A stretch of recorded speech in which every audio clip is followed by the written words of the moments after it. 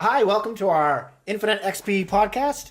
I'm one of your hosts, Lawrence Whittemore. I'm the other one of your hosts, Ryan Dawson. And this isn't an official numbered podcast. It's our 1.5, we'll call it. I like that. It's our E3, not predictions, because we're not professionals in the industry. We're not If you couldn't tell.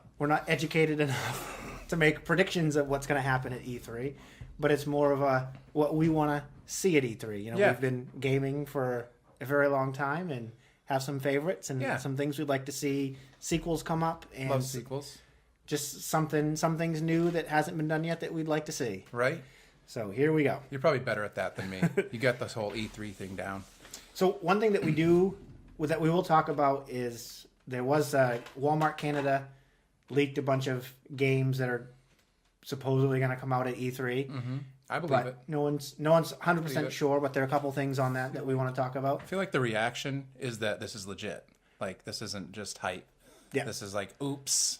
Right? 100% agree. Yeah. But we'll talk about that a little bit after we talk about some of our predictions, or not predictions, but wishes, because I know some of my wishes made that list. Right. So I think they were, in my part, well-educated wishes, but still wishes. So the first thing I want to talk about are games that hadn't officially been announced yet that that maybe there's speculation for, or rumors of, that I'd like to see. And the biggest game this year that I really want to see at E3 that I hope gets announced, and I hope gets announced with that coming out later this year, probably won't happen, is Borderlands 3. Oh, for sure. Right?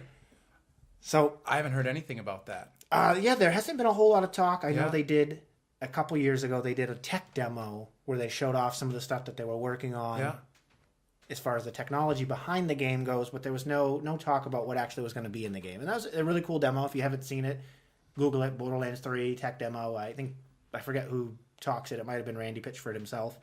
But yeah, so I never played Borderlands, the original one, very much.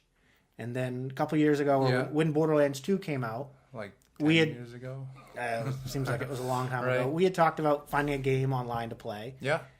That we could do co-op. And you were like, oh, I got Borderlands. That was one of the best co-op games there is, as far as like jumping in with friends and just taking, because you both got tons of loot, tons of XP, and it wasn't like divided. You both accomplished missions in your own world together. So that was really nice. Yeah, and I fell in love with it. I don't think we ended up playing a whole lot of co-op, but I fell right in love with it, and I've played through it 4 or 5 times with multiple characters. And and that's another thing about it, the way you could play through, and it played seemingly different based on who you played as. I like that aspect in gaming too, because anytime that you can get a little more life or longevity from a game, it's worth the dollars, right? My biggest takeaway from Borderlands 2 was the DLC. Nowadays, games seem to announce DLC before the game's even released, and you feel suckered into having to buy it to get the full experience of the game. Destiny style, exactly. But Borderlands 2, I spent over 100 hours in the original base game itself. Yeah. And I bought all the DLC. That's a lot for you. And probably spent another 50 hours in the DLC. And I have to say, Tiny Tina's assault on... that was fun. Was it Dragon Keep or Dungeon Keep? I'm drawing a blank on the name. Yeah. That character was hilarious. Was so good. Yeah. If you haven't played it, play it. If you got Borderlands 2 and you didn't buy the DLC, get Tiny Tina's assault on Dragon's Keep. That's what we'll go with for name. Okay. It's probably wrong. Correct me in the comments if you want.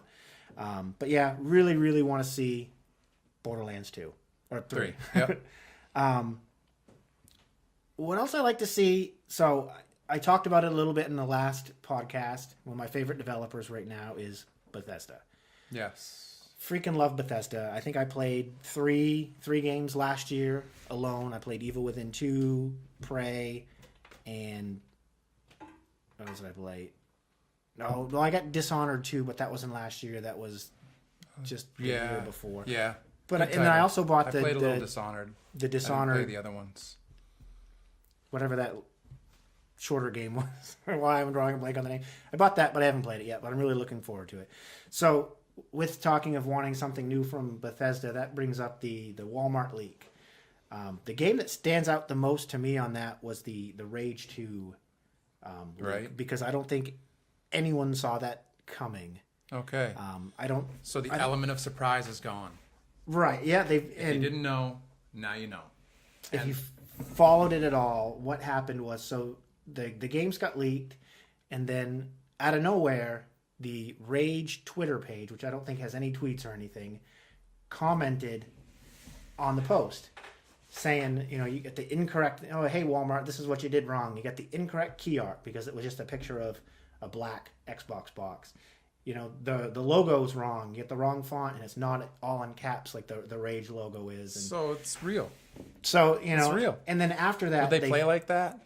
Do you think they'd play around, say that, and then not release it? No, not at all. Because what is going on, if you're following the Bethesda Twitter at all, they keep posting all these hints. They're not saying anything, but it's a picture. And if you look at the picture, there's different little things in it that might point to Rage. The pink... There's pink paint on Big Ben and the time. I forget what time it was. I should take better notes and come prepared with some That's notes. All right, but we're not professionals. No. We're two fools trying to have a good time. That's right. And they posted another thing, and on the door it says Anarchy something or other. Cameron, our producer, has walked in looking for something. It says, so there's one of the pictures that they posted on the Bethesda page was a picture of these people in line, and one of them's this weird robot-looking zombie guy, probably best way to describe it, or girl, and they're going into a bus, and on the back of the bus, or the door to it, says Anarchy Tours, and it's got that same Anarchy logo behind it, kind of in the background. You can't really see it. So I really think Rage 2 is definitely coming out. They're going to announce it. And like I said, there was a picture of Big Ben, and the time that was shown on the clock is like 5:14 or something like that. So I think relevant to. I think that's the day they're going to actually announce it. I like it when they do that's that. my guess. I'm not entirely sure. Hands make the date. So, and that's cool to see something new from Bethesda, and I think that validates that list of games, most of which I don't really care for. A lot of them, well-educated guesses would have gotten you. Yeah. I had it up a minute ago, but I don't right now. But a lot of them you would have guessed. Destiny 2 expansion, the next Halo or Gears of War. Those kind of things are widely speculated. There's more Halo coming? No, I think I misspoke. I meant Gears of War. Okay. Gears of War 5 was mentioned. I'd buy Halo. Halo's fun. Far Cry expansion. Yeah. Division 2, that was the other one that was good. So I'm going to skip down to the last item on my list because it was another item that was leaked from Canada. It was a new Splinter Cell game. Yeah. So I'm a pretty big Xbox fan, I guess. I've recently switched to PC, but still play my Xbox some. But when I got my original Xbox, there was one game that drove me to get it, and that was Splinter Cell, and it was an Xbox exclusive. Yeah, that was great. It was such a good game. Great. And I've played not all of them because it's hard to keep up with every game. Yeah. But I played the first 3 Splinter Cell games, loved them all. Took some time off after the Double Agent, I think, came out. Never played that. Then there's a couple others that I didn't play. But then Splinter Cell Blacklist came out. So good. It brought me back into Splinter Cell. Loved it. Then just recently they did the kind of Splinter Cell mission on Ghost Recon where you meet Sam Fisher and something. I never finished it. Never wasn't able to get to Sam Fisher. I kept getting caught in the scene, but got me really excited and hyped for a new Splinter Cell game. So I think we're probably going to see something on that, which is kind of cool because they announced the Division 2, which is a Tom Clancy game, and Splinter Cell was a Tom Clancy game. Yep. So that's exciting to see some Tom Clancy games come out. Couple other things that we'll just talk about briefly, I guess. Okay. Things that I would really like to see that hasn't been mentioned yet. So a new AAA Battle Royale game. Agreed. We love PUBG. I've found the Battle Royale game mode so compelling. It can be free for all or with squads, but just that whole desire to be the last one standing. No worry about kill counts because it's just a matter of not dying. If you get kills, that's great. But if you survive, that's better. You only need one. Right? You only need one. So win. That whole game style has just been calling to me. I love PUBG. I like Fortnite for the same reason. I like PUBG better. But I think that a AAA developer, like maybe the Tom Clancy Yeah, Splinter Cell doing that, or Ubisoft would be great. That's where I'd really like to see AAA would be really nice, because then you'd see if the money really matters, or if you can still get the same. Because I mean, PUBG is not the best, and PUBG runs like crap. It's not a very good, not a very well polished game, but it's so much fun. So much fun. Imagine that with the polish. Right, with the sheen that was my that we appreciate gaming. Almost my game of the year last year. It might have been. Yeah, I put more time in PUBG than probably any game. Me too. Ever this year. I'd love to see a battle royale game with the polish of a Ghost Recon. Yeah. If they took the look and feel and play of Ghost Recon Wildlands, and threw 100 people on that map and said battle it out, I would be in heaven. Right, and they can do it.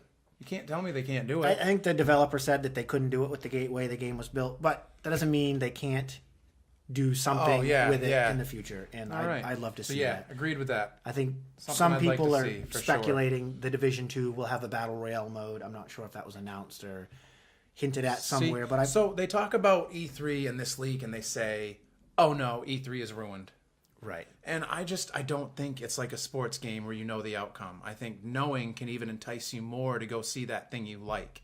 It's almost like a show where you're going to see a band. You're not bummed that you know what songs the band are going to play. You'd still go and listen to the songs, and right? Have a good time, exactly. So this is much like that. And I think that this honestly gives you more incentive to see what hasn't been leaked, because they can't have leaked everything. It's not like the whole party's ruined. Right. There's only...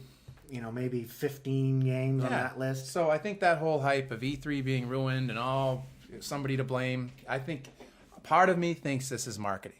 Just, I wonder if this isn't a game they play to say, oops, because if nothing else, can't they retract the info? Well, no, not once somebody else gets their hand on it. Right. Once it's live on the internet, that's true. There's no taking it back, because the second the first person saw that, they went, screenshot. Yeah. Now they can't take it back. So we'll see what happens from that. So I think this is a game that no way in hell is it going to be shown off at E3 this year. But I want to see it, and that's no way, he says. No way in hell. If this comes out at E3, I'll eat a hat or something on camera. What is it? It's Crysis 4. Oh, really? Yeah. I loved the Crysis series. Yeah. Why we haven't heard anything from them since Crysis 3 is beyond me. And I think that's probably been out for games had such good story concepts. Like eight or so years. Wonderful. They were able to be sci-fi and fantastical, but at the same time have grounded roots in science and technology. And I love that. I love when they take a game and say, hey, this is what your future could possibly be like. It's all right. So maybe it's only been 5 years since Crysis 3. It came out only 5 years. 2013. So we're due.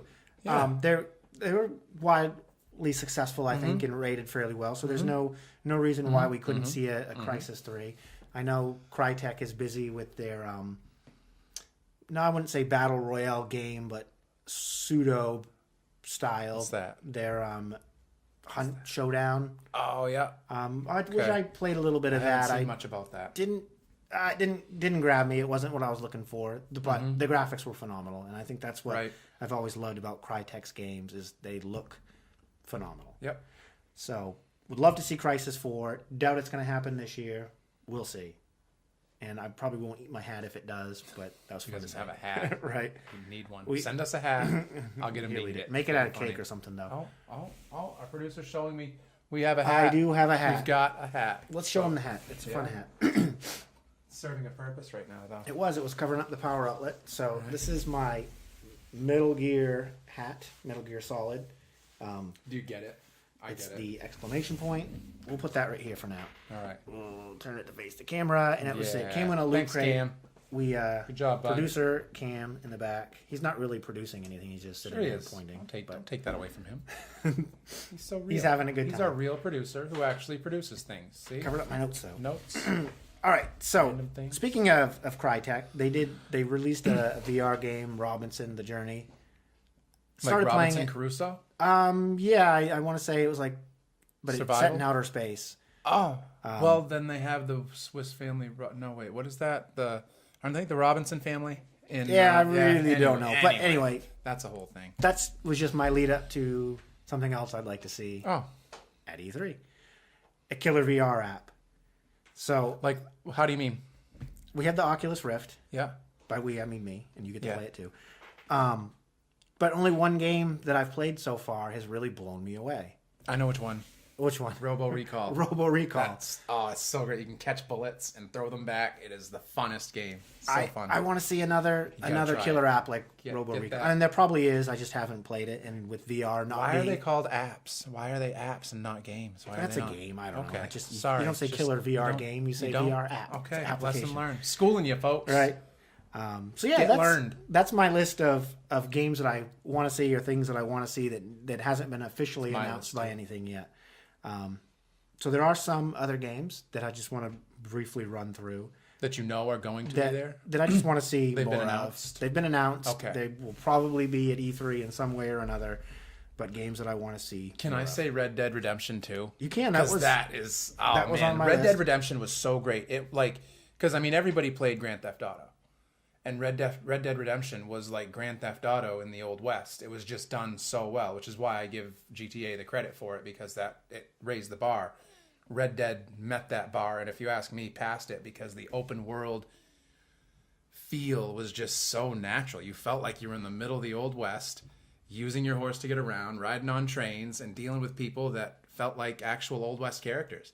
And then the storyline brought you through what might happen in the Old West. It wasn't too fantastical. It wasn't too extravagant. It was spot on. So Red Dead 2 has that same feel. When I watched all the trailer releases, I'm just like, Been ooh. announced. We know it's coming. But Yep. boy, I'd like to see more. That trailer that they released Very recently vague. Very vague. didn't show a lot of what looked like gameplay. It looked like Cutscenes. in-game Yeah. graphics, Yeah. cutscenes, and probably some in-game gameplay with the HUD and those kind of Yeah. objects removed, so to make it more cinematic for the trailer.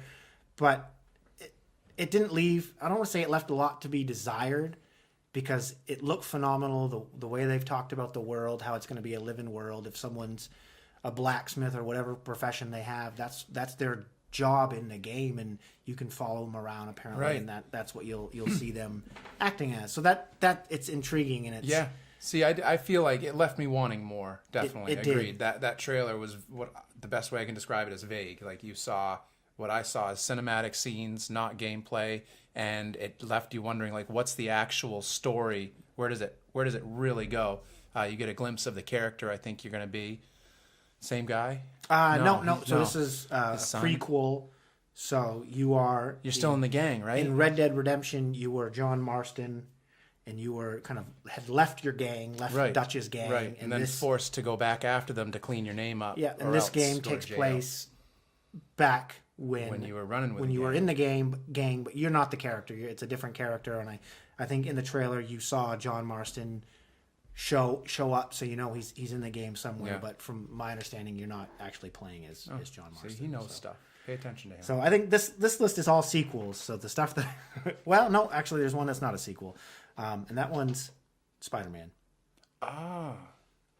Would you consider Tomb Raider a sequel? Yes, Tomb Raider is a It sequel. is a 'cause direct sequel. It's one that picks up same chick. Yeah, the third one. Okay. So another game was Tomb Raider, but let's talk about Spider-Man, Spider-Man. for a minute. Yeah, Have you seen or heard anything? not from on it? this new one. No. You're not really a PlayStation guy. No, You have Xbox and PC. and I played Spider-Man on Xbox. Right? Yeah. Xbox, probably the 360. original Xbox. Was no, it? I think Spider-Man 2 was original Xbox. I don't movie. remember. It was- yeah, I just know original- Spider-Man 2 was the fun one. The city was built so well. The transverse, getting through Right. the environment was so great. Spider-Man 2, the one based off the movie, Yeah. phenomenal. I want to say Ultimate Spider-Man came out shortly Okay. after that. Was really good. Had a cool kind of shell-shaded cartoony style that Cell shading. Cell. I'm Cell, still saying like- it wrong. Cell, Cell. like cartoony shading. Was really good. And since then, I don't think I've played a Spider-Man game that I went, wow, I really enjoyed that. So this one looks phenomenal. It's by Insomniac Studios, who created They're good. Sunset Overdrive, which Yeah. I tried to get you to play. Yeah. I think you played, Played a little bit. Yeah. But when Sunset Overdrive came out, I remember thinking, man, these mechanics are so cool. They should do a Spider-Man game like this. The way the guy moves around and Agreed. traverses. The smooth flow. It's And a lot of fun. I apparently wasn't the only one that thought that, No because kidding. they're doing a Yeah. Spider-Man game. So wicked excited for that. That comes out later this year. Red Dead comes out later this year. And then we got Tomb Raider. I might play this one. I played that last one. What was the last one? I don't think you played the last one. You played the one prior. The one prior. Which was. It was just Tomb Raider. They pump out a lot of Tomb Raiders, don't they? Yeah, they do. How is it? That's funny. So I think you played. Yeah. The just Tomb Raider. Those are great games because they have the puzzle solving and the platforming, and it's just great. Yeah, they're like pseudo open world. You can go. That's inappropriate. That is. That's very inappropriate. That's Ryan. true. We're not those kind of guys. She's a very strong, independent woman. Yeah, girl power. And I got like a stuffy nose today. Don't. So yeah, looking forward to the new Tomb Raider game. Probably not too much to say on that. They have the latest trailer was kind of interesting. It didn't look like Rise of the Tomb Raider. It looked a little different. I want to say you were in like a more jungly area, which is really cool. South America because they got the Mayan pyramids, right? Not Aztec. Love jungle settings. I love Far Cry when the first one. And they got that whole the whole sacrificial thing going on. So that we'll see what happens with that. I'm still really excited at this point. Some people I've talked to, a guy I work with, said after he watched the trailer wasn't really interested, but ouch. But I still am. So right. hopefully that is going to be pretty good. Another game that is a lot more information just came out about is Beyond Good and Evil 2. So you probably never even played Beyond Good and Evil. Not familiar. I don't know Beyond Evil and Good. I want to say I have it for the Xbox. I think it's backwards compatible. You can play it on the Xbox One. Right. I think I could be wrong. If not, I want to say we can play it on the 360. Worth checking out. It's a Zelda-esque game. All right. Where you play as a girl named Paige, and the people in the world besides Paige are largely humanoid alien animals. Is that how? Oh, okay. Yeah. How would you call that? They're the arms and legs and faces. Yeah. But they stand, walk, and talk, but they look covered like in a fur pig. and look like animals. And, okay, yeah. And that's weird. So and that's what makes them Beyond Good and Evil. No, I don't think I ever even finished it. I played it. It was one of those at the time where 7 other games caught my interest, and only played some of it, but it was really good, and I'm excited for that. The trailer, the tech demo. I don't think it was well, there's actually 2 things that happened last year at E3. There was a trailer that they showed, a cinematic trailer where it started out with a monkey and a pig making a baby, a trade. No, making a. No, monkeys and pigs don't make babies. They were making a trade of some sort, and then it turned out that the gold thing that the monkey gave the pig was fake, and it was chocolate or something, melted, and then there was a chase scene, and it ended up on this, the chase scene through like a space flying car world and everything, and they ended up on this big spaceship. Right. And I want to say it ended up bringing you... I don't remember. Never mind. That's all right. But looked really cool, and Moving on. then they showed... there was a behind the scene kind of tech demo that they showed to people at E3, but then later the video footage of that got released. That just made it look really cool. They talked about the game engine and how it was like a living, breathing world, that kind of stuff. Yeah. So really, really, really cool stuff. Looking forward to seeing more about Beyond Good and Evil 2. I like world evolution in games. I like day to night progress. I like weather. I like all that aspect. I feel like we're at a point now where when you play a game, it can evolve as you play it and become a whole new game in a sense at the end of it, if based on your actions throughout. I don't think games have to be so static where you're the one changing figure. I think it's neat when your impact changes, ripple effect. Yeah, that was one of the big things that they kind of made the original Fable like it was going to be able to be. Yeah, you make these, you do this when you're a child. That was cool, but the only thing it did was change how people reacted to you. NPC to character, every single reaction. If you did things mean, you got the option to grow horns and become scary, so everybody you came across would run away. Yeah. Which, in a sense, made it harder to do dealings and be a character in a city, but it was cool because you were in control of that, and that's what you want to do. But it didn't have much of an impact. I guess, what was it? The last Fable I played did have a little more. You'd go back to a place, and based on your prior actions, things would have happened or not happened based on who you saved or didn't. Yeah. That stuff just... The problem I have with that, though, is it leaves me going, did I make the right choice? What do I do, And that feeling kind of, it's weird with gaming, because usually gaming being linear, you do what you do and you accept the consequences. But those type of games, you get that feeling of, like, you have that serious mental pause, like, Carrot or cookie? Do I eat a carrot or do I eat a cookie? Yeah, you know. So you make a save state, do one option, see how Yeah, it pans yeah. out, and go back if you think it was wrong. Well, that kind of brings me back to can't run and shoot at the same time. Resident Evil. Oh, you might yeah. make several saves at one typewriter based on what you're gonna do, so that you could go back and not lose your best world in a sense. Right. So that's cool. Yeah. So another called a game loophole. was hinted at last year. Or not Okay. hinted at, I guess they announced it. Metroid Prime 4. Yes. Love the Metroid Prime series. Love Nintendo. Yep. I want to say, honestly, I haven't been overly thrilled. The Legend of Zelda wasn't my game of the year. Super Mario Odyssey wasn't my game of the year. Both really good games, Yeah. but just they weren't my game. They didn't blow me away like everyone else seemed to think they Well, they it's did. it's the Star Wars nostalgia thing. They're good because they're good, and that's I will give you that. But at this point, if you're going to be that established, that well known, and that hyped, blow me out of the water. Exactly. Blow my mind. You've got that's the what I want. time. I you got wanted the money. Yeah. I wanted to be blown away by Zelda, but I didn't. I didn't It like the felt lack of more the same. like real dungeons. It was these little temple shrine things that you had. And isn't that a huge aspect when you go back to Zelda in your mind? That was The Zelda. dungeons. Zelda was dungeons. It was like 8 or 9 major dungeons, except for like Majora's Those Mask. were kind where of they like had the 4. levels, and all the traveling in between was choosing and getting ready to go into a level. So yeah. Metroid Prime Yep. was a Metroid, phenomenal yep. game. When Retro, I don't know if Retro's doing it this one, Okay. but when the first one came out, they took the side-scrolling 2D game to 3D, and it worked Yep. spot on. Yeah, it wasn't just like a rehash of a Doom style first-person shooter. It felt like its own little world that was well worth your investment. So, agreed. And then I guess the last game on my list that has been announced that I really want to see more of, and I hope we get a release. Probably won't be this year, but maybe next year, is Cyberpunk 2077. I don't know Cyberpunk. So I don't really know much about Enlighten it. It's based on a book, but the company okay. making it is CD Projekt Red, Yeah. and they made The Witcher. And That's a really good The game. Witcher 3, phenomenal. So if they can take The Witcher 3 engine, or however they're going to make this game. And I love their progression style of making bad guys stronger based on their interactions with you. If they beat you the next time you face them, they're going to have leveled up from beating you, which is like the best player in the game. I don't know about that. I think you're confusing games. Which game am I thinking of then?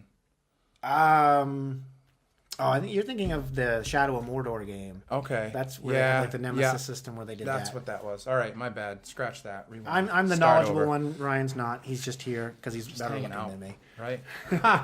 I'll take it. But yeah, the Cyberpunk 2077 is based off a book series. And The Witcher, very similar, was based off a book series, CD Projekt Red. Thanks, Cam. Had the rights to it. So if you Google it, you'll find some videos. I think there's this scene where this woman's being shot at, and it's weird camera panning around the bullet or something like that. Really, really, really cool looking. But regardless of the Cyberpunk 2077 brand, because it's a new game by CD Projekt Red, who did me right with The Witcher 3, it's just on my list to be excited for. So that's what we're hoping to see at E3. Yeah. Some of these games Still that we think talked it's worth about. following. I still think it's worth going to. Would love to go to E3. How fun would that be? And you're going to tell me that that's been taken away because we know what's coming? I don't buy it. I don't think so. So if someone out there at E3 is watching and wants You to can send send us tickets, and we will talk about you and be nice. It'll be great. we'll come there. Yeah. But our half an hour is coming to an end. So is there anything else that we want to I think that's about it. talk about before we go? Right? Well, Our hey, E3 episode is complete. our E3 episode is fin. We did that. That's French for the end. Done. Finished. Thanks, guys. Technically.